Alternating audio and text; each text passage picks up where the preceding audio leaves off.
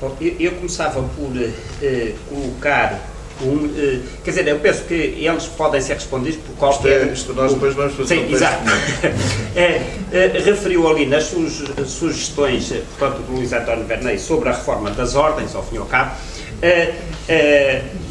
a solução de um convento, não é, de frades ou de freiras, por cada cidade, não é? A questão que eu lhe ponho é esta. Partindo nomeadamente do relevo que o professor Esteves Pereira há bocado referiu na conversa com o professor Franco, do problema, quer dizer, do Pombal, que é a natureza do poder do Estado, não é? Portanto, a questão de Estado, esses conventos, digamos um por cidade, estavam, como é que era resolvido o problema de estarem submetidos ao geral, ou ao bispo local, ou a Roma, ou ao Estado, não é?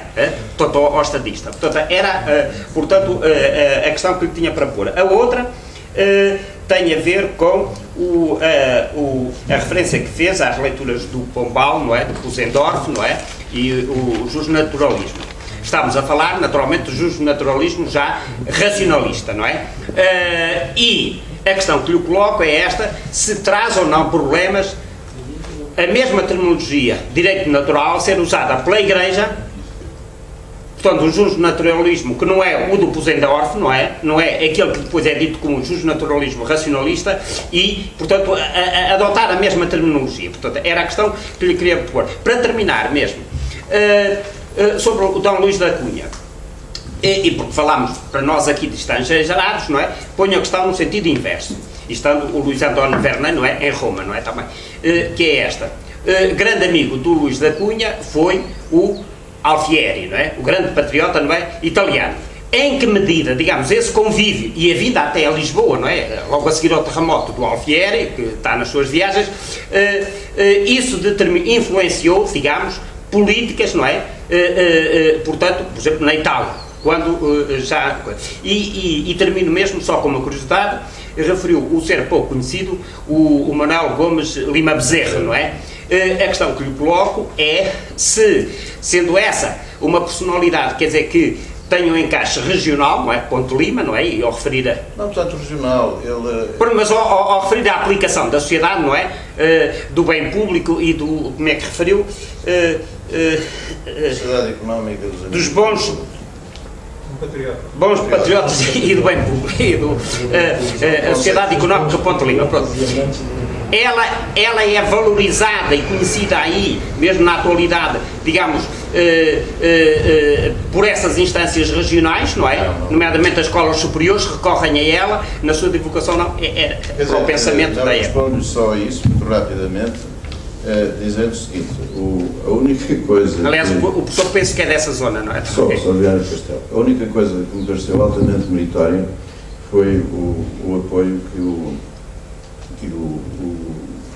engenheiro técnico Daniel Campelo deu à reedição anastática, enfim, o facsímile dos Estrangeiros no Lima, porque a obra, além de mais, era uma obra rara em alfarrabistas, era uma obra de bibliófilos.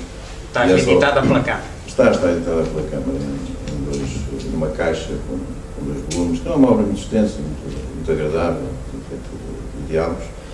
Agora, voltando à sua questão quanto ao justnaturalismo, o justnaturalismo, vamos lá ver, eu há bocado referi-me ao justnaturalismo. Eu aqui não inovo nada, sigo uma linha de interpretação que foi a do meu mestre, o professor Silva Dias, embora discuta que tenha havido uma fase intermédia. As duas grandes referências de fundamentação jurídica, que obviamente, atenção, essa ideia de que há um voluntarismo na ação, com galinha, enfim, etc. Bom, com certeza que há uma dimensão voluntarista, mas ao mesmo tempo existe a preocupação de fundamentar essa ação. Toda a argumentação que foi desenvolvida numa primeira fase pelo padre António Pereira de Figueiredo, que anda em torno, sobretudo, eu posso chamar as balizas do poder temporal e do poder espiritual, que na altura os conceitos eram o sacerdócio e o império. E que obviamente digamos que aí existe uma fundamentação jurídica de teor essencialmente canónico. dizer, é uma questão de canonistas.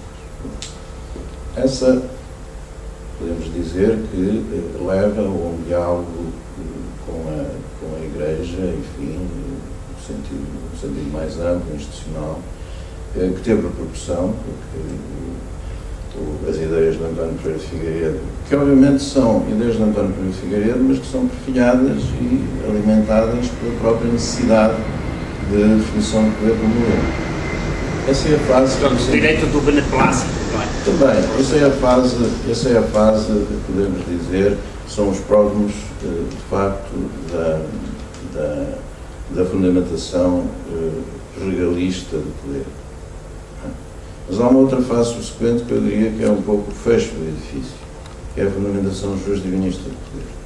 E aí, obviamente, que, não sei se compartilha da minha teoria, aí, obviamente, que era preciso encontrar um instrumento teórico que levasse a isso mesmo, a essa fundamentação do poder absoluto, portanto, do absolutismo, tal como encontramos em Pombal. E quando se propugna para as aulas não só de direito natural, de direito natural, obviamente que se foi buscar uma obra, uma geração talvez intermédia, quer dizer, uma posição intermédia do naturalismo grosso-orfiano, que foi do Martinho. Obviamente que aí estamos numa fase em que se cimenta aquilo que, na minha interpretação, tem algum valor proto-liberal, no sentido em que ele está muito presente em diferenciação do vassalo perante o príncipe, que eu tendo a ler como uma antecâmara da igualdade do cidadão perante a lei, mas em que, efetivamente, o absolutismo de poder se deu depois ao absolutismo da lei. Portanto, bom, essa é a segunda fase. Eu vejo perfeitamente as coisas assim, é discutível, obviamente. Só uma pequena observação. Portanto, estas ideias relativamente aos mosteiros, portanto, está subjacente a tal ideia populacionista que segue perto de Dom Luís da Cunha, não é? Que estão próximas das ideias de Dom Luís da Cunha. Portanto, não é tanto as questões de quem é que vai dirigir, se estão subjacentes a Roma, se são do domínio do rei. Portanto, é mais nessa questão de tentar combater este terciário do antigo regime, que pesa, esta população improdutiva que pesa imenso sobre a economia do reino, que vemos em Dom Luís da Cunha e que vemos nestas cartas de Verneio. Portanto, e é nesse sentido que ele fala, não é a extinção de todos os mosteiros, mas é dentro de cada cidade, como se vê aqui, dentro de cada cidade e da mesma ordem, que seja apenas um. E distinguir alguns nas localidades mais pequenas, nos locais mais pequenos. E, portanto, essa ideia populacionista de acabar com isso. Como se vê aqui também pela questão das monjas, não é? Também. Eu, se me permitir, só uma coisa muito breve, que é, do Luís António Verneio, só fiquei sobre a questão jurídica com uma curiosidade que é esta. É que em 1750 e tal, etc., nós vemos ainda, por exemplo, as obras, vários tomos, não é? Sobre o processo orfanológico, não é? De direito em latim, totalmente, não é? Nomeadamente que era irmão do Algarve ou qualquer coisa. Portanto, ligados ainda à Inquisição, não é?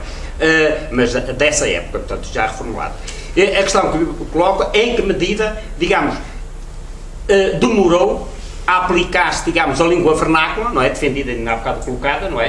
A questão pelo António Verneio, para esse ensino. Mas a língua vernácula não vai entrar assim tão facilmente, quer dizer, os textos do autor que foi há pouco, Martim, são editados, aliás, uma edição própria da Reforma Pombalina em latim. Todos em latim, continua. Aliás, mesmo no princípio do século XIX, ainda as lições estão em latim. Em latim. Bem, sabemos aqui esta parte eu chamo, costumo para ir à última mesa, em que será abordado o tema da ciência e do direito, com as professoras desse facto de do Rui Figueiredo Marques.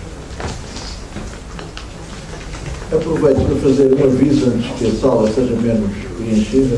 é que amanhã o professor Pedro Calafate não pode estar, porque está neste tempo de maneira que nós começaremos às 10h30, o que estava previsto para as 11h. No sentido de ganhar tempo, já percebemos que há tempo para mobilizar um bocadinho, de maneira que amanhã começamos às 10h30 com o pensamento filosófico, e tentamos vários filósofos contemporâneos.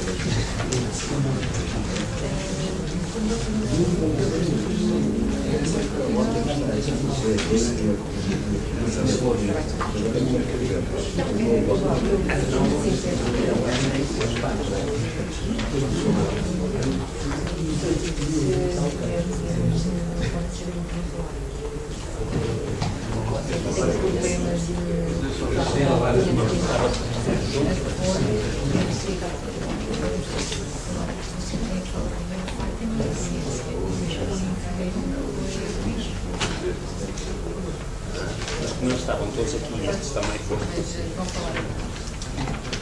É que eu vinha atrasado no intervalo.